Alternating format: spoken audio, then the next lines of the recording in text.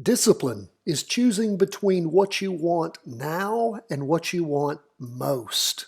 Abraham Lincoln.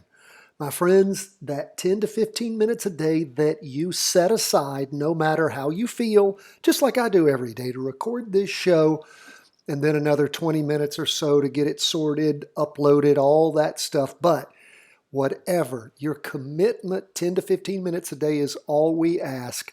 That may be a little unpleasant. You got other things to do. You're tired, you're sick, you don't feel good, you worked hard. But that discipline of choosing between what you want now and what you want most, and that is putting off the other things doing this. It's all we ask. 10 to 15 minutes a day to learn the nuances of how to do this. One thing before we jump in the markets, everything booming up today.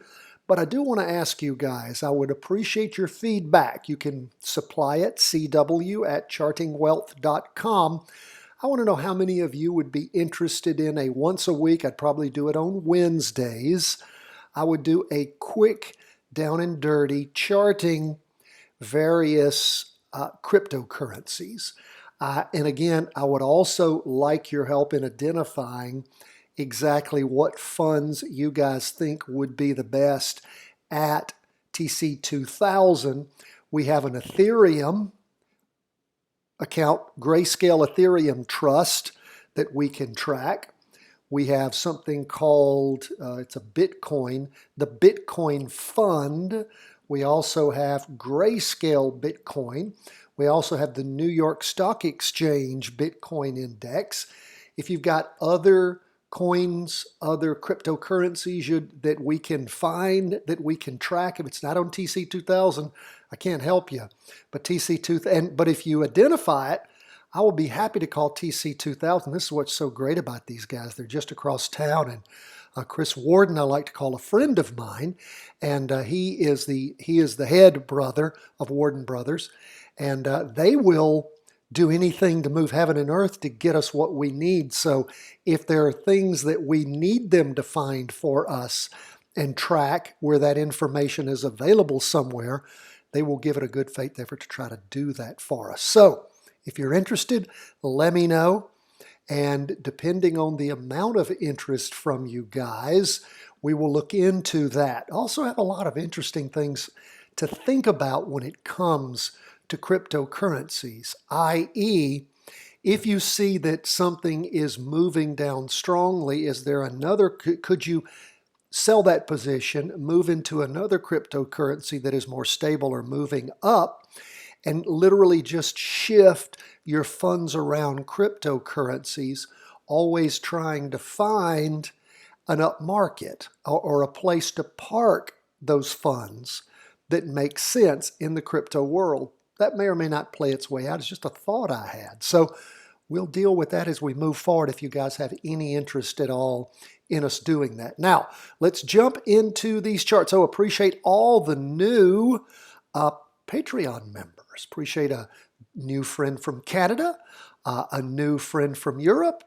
new friends from the States. Thank you so much for joining us. I don't know if there's any spots left. There may be a $100 spot a month. There may be a $30 a month or two spot left. So don't forget, members, Patreon members, next Wednesday, what are we having? Well, we're having the live question answer call-in session, 12:30 Eastern time here in the States. If you can't join us, nonetheless, send in your questions, the stocks and ETFs you'd like us to help you backtrack for practice trading. Why? Because we always endeavor to record those sessions, and then I email them out very soon after we end the session to everybody. So we'll try to answer your question whether you can join us or not. And again, that's for Patreon members. And again, if you want to be a Patreon supporter, help us out here at the channel. That's most appreciated. Okay, the S&P up for the day, 1.19%. What do we see when we look at the candle? Still a down candle, lower low. Smaller candlestick with that up move on Friday than we had on the prior week, but the price percent oscillator still spiking down, derivative oscillator gaining downward momentum. Look at the 2-day, still going down too. We reached a lower low, but as far as the Heikin-Ashi candlestick goes, When we go back to the 2-day on Tuesday the 21st, not nearly as big there. After that, we had sort of 2 days of a little iffiness, popping up for 2 days, and then moving down as our week progressed on the Wednesday, Thursday. And of course, this latest Friday candle will finish drawing on Monday. So again, price percent oscillator heading down, derivative oscillators flat based on that up move. And of course, you can see things down in the morning, popping up in the afternoon. That's what's nice about this half-day chart is it just gives you a feel for intraday. Since we're looking at bigger charts, the 4 times bigger 2-day chart, and of course the 10 times bigger weekly chart. That's where we are on the S&P. Let's go to the Qs, up 0.62%. Down week, price percent oscillator spiking down, derivative oscillator gaining lots of downward momentum on the weekly. The 2-day, price percent oscillator also going down. We see the Heikin-Ashi candlestick moving down, derivative oscillator moving down. We look at the half day and we can see where things were down in the morning, recovered in the afternoon. And that is where we are on the Qs. Do pay attention that we saw a violation of the half-day trend line, 195 minutes. And again, still well below the 2-day and the weekly there. So that's where we are on the Qs as we end the day. What about 20-year bonds, government bonds? What do we see with T-bills? Did you notice that we gave you, those of you who are with our texting service, that's free. You text the word Charting Wealth, one word, to the number 33222 on your phone, and you get signed up for free.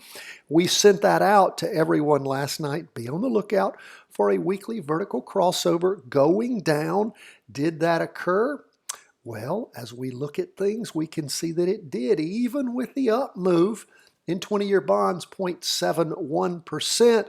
We nonetheless still had a weekly vertical crossover. Now, did you have to practice trade that? No, you might have had good reasons for not doing so. Could have been you were worried about all the up move on Friday. You may have had reasons to excuse that. That is why we practice trade. You practice trade to show yourself approved, to learn. So we have now shifted over with that weekly vertical crossover, derivative oscillator gaining downward momentum, price percent oscillator heading down, red down candle. Let's look at the 2-day. That 2-day, first day of the latest 2-day candle showing a slowdown in the down movement. That's what that solid green candle's about. It's not an open box green candle. That shows us strong up movement. This shows us a slowdown in the down movement. That price percent oscillator, derivative oscillator still hammering down first day of the latest 2-day candle. What do we see on the half day?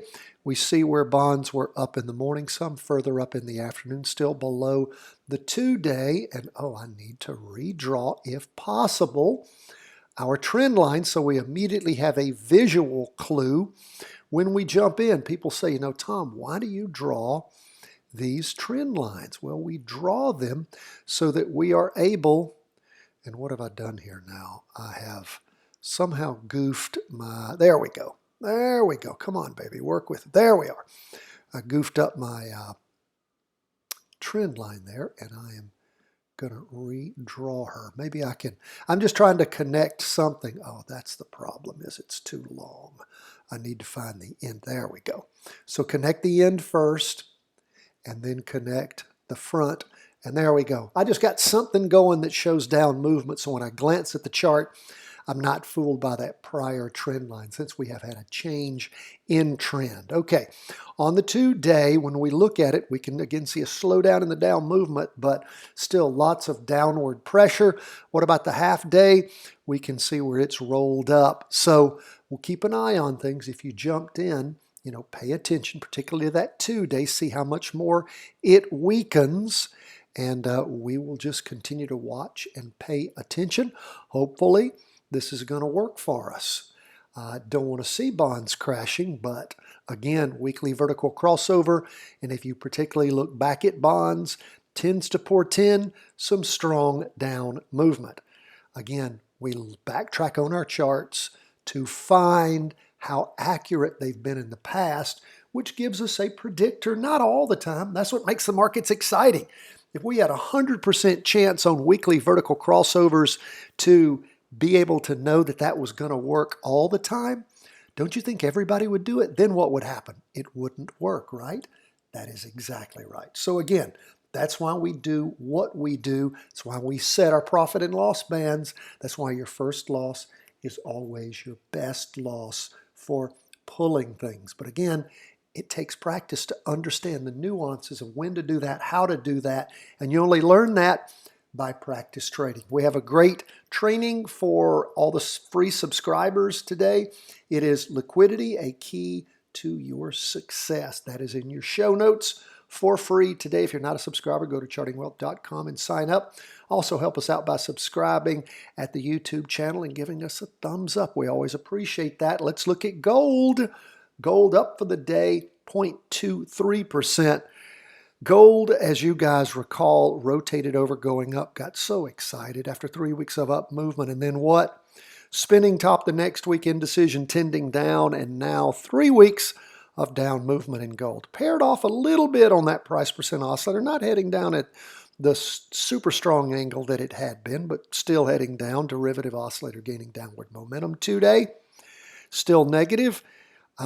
The price percent oscillator looks like it's a little more than flat, trying to head up a little bit, but still negative. Derivative oscillator negative, losing downward momentum. Green spinning top is forming open box, so that's indecision, tending up, pushing through at this point. The 2-day trend line, which is good to see for those of us who want to go long gold at some point. And what do we say over the last 2 days? Up movements in gold. That is good to see. Just trying to draw a little bit better candle, seeing if I could connect, trend line, seeing if I could connect 3 candles. Not quite, but we'll update that a little bit. Now, lastly, woo, Bitcoin booming up 9.07%. What does that mean? Well, it means we did not have a weekly vertical crossover going down. Still have a red down candle. Does that mean you should have been in Bitcoin? Would you have known to be in Bitcoin? How would you be in Bitcoin? With the downward pressure we're seeing right now, you wouldn't be. You wouldn't be in a Bitcoin practice trade going up. So what do you do about that 9.07%? You let it go. Why? What are we waiting for? We're waiting for this 2-day to cross over going back up. It's what we call a recross. If indeed that occurs, we'll be ready to jump in at the close of the candle. But that's not happening yet. Derivative oscillator still negative, price percent oscillator negative on that 2-day chart. On the half day, it's where we can see that booming. We can see where Bitcoin down, sideways up a little, down, sideways up a good bit. Where is it sort of stopping? Where might it stop? Trying to see if there's any levels before. Not seeing a lot in the most recent past. So we'll keep an eye on things. What do we want to see? Of course, to jump into a practice trade on Bitcoin, we want to see a crossover going up. If you want to get good at knowing what Bitcoin is doing, then you want to practice trade it. Join us every day for these charts, learning the ins and outs of charting. It will be worth every single minute if you just spend 10 to 15 minutes a day with us. Fill out your daily market worksheets, trade worksheets when you do practice trades. And of course, this is the weekly review and forecast where you fill out the weekly market worksheet. I'm going to put links to all of those free worksheets at the end of this video with the trainings on how to use those worksheets. God bless you, my friends. All the best from the whole team at Charting Wealth World Headquarters.